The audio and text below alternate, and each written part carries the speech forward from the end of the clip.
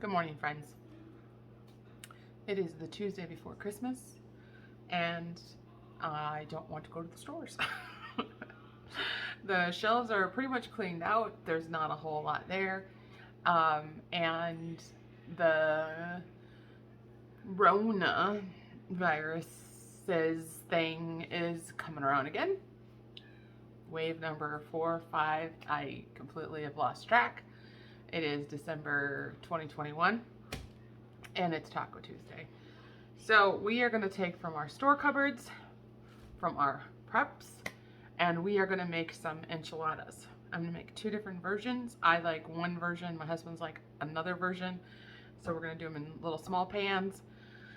And I'm going to do white chicken enchilada with green sauce with salsa verde, and I'm going to do a pork with Spanish rice and red sauce one for my husband. He likes the flour tortillas. I'm gluten-free, so I do the corn tortillas. So let's get going.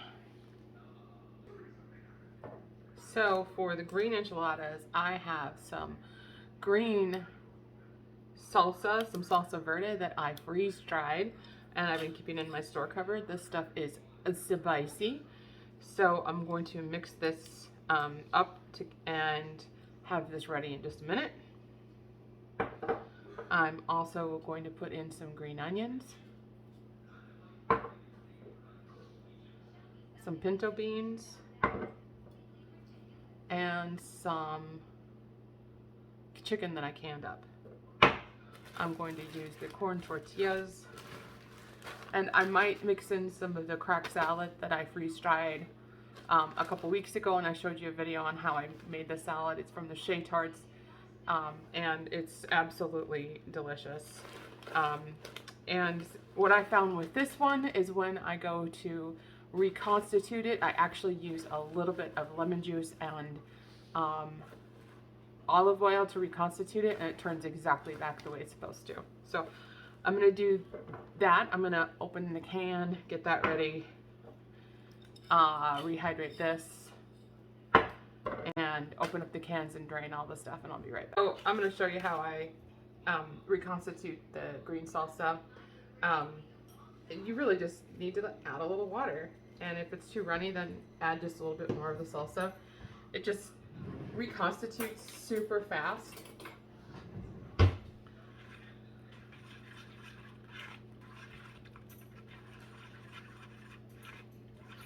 And this one is spicy. It's got cilantro, it's roasted green tomato salsa, like a tomatillo salsa. I don't know. I got it from Costco like 2 years ago, and and it was sitting in my cupboard for about a year, and I never used it. And then I opened it up and realized how spicy it was, and I'm like, oh, this is gonna be used very sparingly. So I freeze-dried it so that it would stay good. And we've been using it sparingly ever since. And I'm just gonna add a buttload of sour cream to this. I usually do make my own sour cream, but the stuff that I did make just went bad. This is my own cheese that I make. This is Lancashire cheese. You can get the recipe on cheesemaking.com. This is the one I use. It's a super fast, easy cheddar cheese recipe that it doesn't take all day. So I can throw it in and start my work, and then I can come back to it, drain it, let it sit, and I'll have to do a video on it, but it's really, really super fast and very easy to do, and it only ages for a couple of months, and it's good to go. So I'm going to stir up the sour cream into the sauce, and I'm going to taste it, see how it tastes, because that's what you got to do. You got to taste your stuff. No, that's good. Do you want to lick the spoon? It's delish. All right. Now I gotta grate Mr. Cheese Dude. First I have to find my grater. My kids do the dishes. They put the dishes away, and I can never find them. Do your kids do that?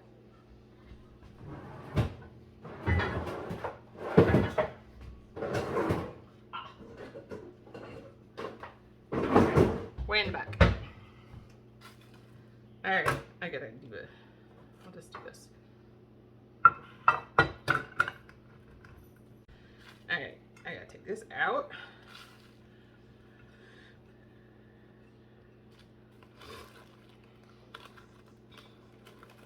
And then we just build. I'll show you how I'm doing the first one, and then I'm gonna get to work and do the others. So I'm gonna put just a little splooge at the bottom there. Spread it around. This is really so that it doesn't stick. And then I just pop it in there. And I'm gonna add a little chicken.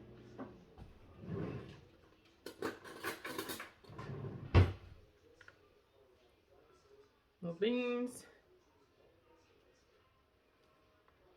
Just a little bit of cheese to hold it together. And wrap it up. There we go. So I'm gonna do this and all right, I'm back. I got 4 in here, and then I'm topping it with the rest of the sauce. Cheese is under the sauce. Anybody get that one? And then I'm gonna top it with the rest of my homemade Lancashire cheddar style cheese. Bada boom. I have here so some pork that I made like a carnita sauce in, and I actually canned it, and it'd been on our canning shelf for about a year and we hadn't used it. And the reason we hadn't used it is because I put it in quarts. Once you open a quart, you have to use it or it goes bad. So I was always reluctant to open it because I knew we wouldn't get through it in fast enough. So I just went ahead and opened them up, threw them in my freeze dryer, and I freeze dried them. So now I'm just taking out probably 6 ounces of cooked meat once it's reconstituted. And like I'm doing the same thing, just pouring some water over it. And this stuff reconstitutes really quickly.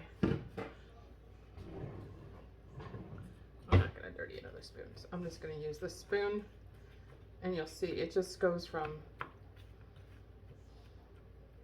dry as a bone to super, and there's a couple pieces of chicken left in here that I just left in there from the white green chicken enchiladas. And my husband, he doesn't like beans that much, so I'm going to use some of the rice that I had in my store cupboard and some of the green onions that I had because he really likes those.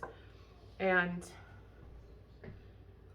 the enchilada sauce is a red sauce that I added some sour cream to. So I'm going to stir that up and do exactly the same thing, only since he likes the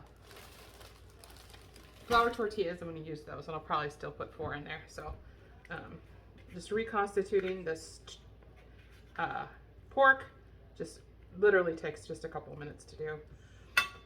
And for the things that I'm going to use right away that are going to just be on our shelves, I have a corner shelf that I just put jars in of the freeze-dried stuff.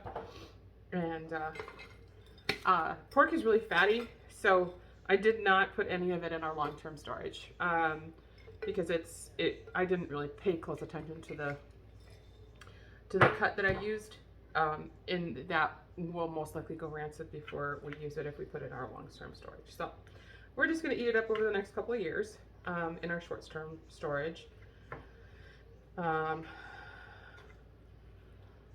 Yeah, this looks great. This looks like it's rehydrated enough. So now I'm going to stir up the enchilada sauce. It's really full bowl. Yeah.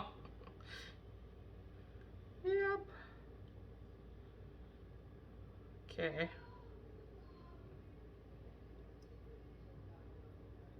No. Yeah, you don't want to be watching this. That's boring. Alright, so that's done. So let's build our enchiladas. That's big. Okay, I gotta put a little saucy sauce.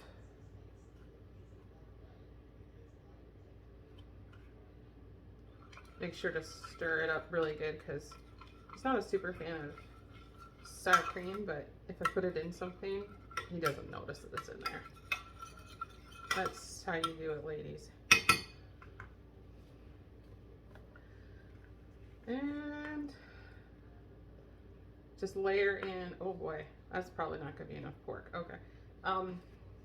These are gonna be big though. But he doesn't need that many of them. He really likes rice. We'll layer it in good.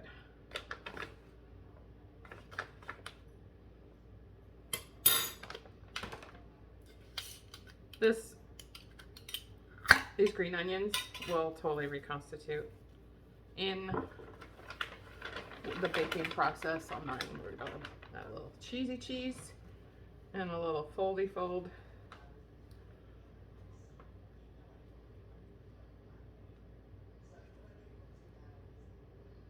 Kind of looks more like a little chimichanga.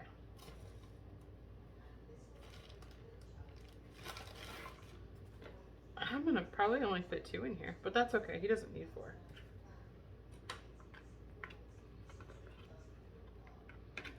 Two big ones. That's all we need, right?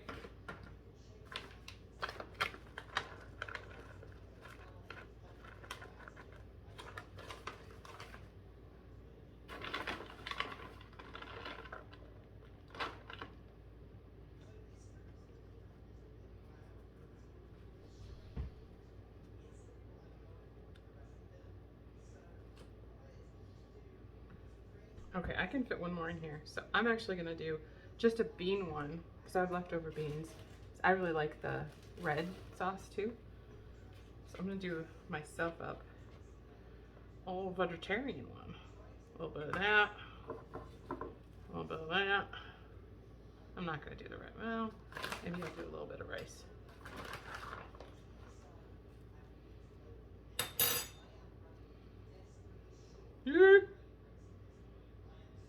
There. Give myself a little one, huh? He really likes rice. I'm gonna fill the rest of the rice in there. I'm gonna do a little beans for myself. Right on the side. Alright. And then a little shmush.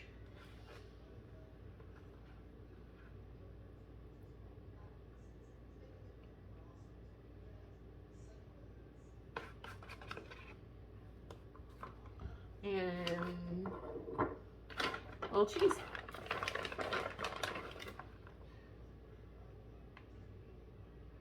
So here's the green enchiladas and the red enchiladas, and I have both of them plated up. So I've got the red enchiladas on this side, the green enchiladas on this side, some sad iceberg lettuce, and some sour cream. And this is how I like to eat it. So that is dinners from your preps.